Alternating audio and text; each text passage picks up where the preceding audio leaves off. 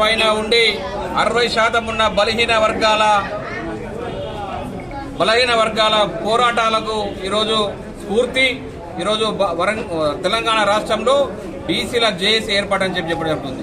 ఈరోజు 60% ఉన్న బీసీలకు ఎదుర్కొంటున్న సమస్యల సాధనకై బీసీలు అణచివేయబడుతున్న అన్ని రంగాల్లో అణచివేయబడుతున్నారు.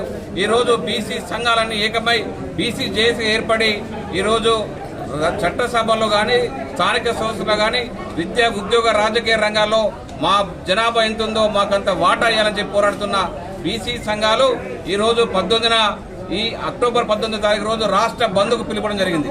ఈరోజు రిజర్వేషన్ సాకుగా ఈ రాష్ట్ర ప్రభుత్వాలు కేంద్ర ప్రభుత్వాలు బీసీలకు చేస్తున్న మోసాలను అడ్డుకోవడానికి ఈరోజు బీసీలో అందరూ కూడా ముందుకొచ్చి ఈరోజు బంద్లో పాల్గొనాలని వరంగల్ ఉమ్మడి జిల్లా వ్యాప్తంగా ప్రతి ఒక్కరూ బంద్ పాటించాలని చెప్పి ఈ సందర్భంగా మేము డిమాండ్ చేస్తున్నాం. ఈరోజు ముఖ్యంగా విద్యా సంస్థలు, వాణిజ్య సంస్థలు, ఆర్టీసీ బస్సులు కానీ ఆటోలు కానీ స్వచ్ఛందంగా 19లో జరిగే బంద్లో పాల్గొనాలని చెప్పి ఈ సందర్భంగా Warangal BC JAC Warangal chairman గా అందరినీ నేను రిక్వెస్ట్ చేస్తున్నా.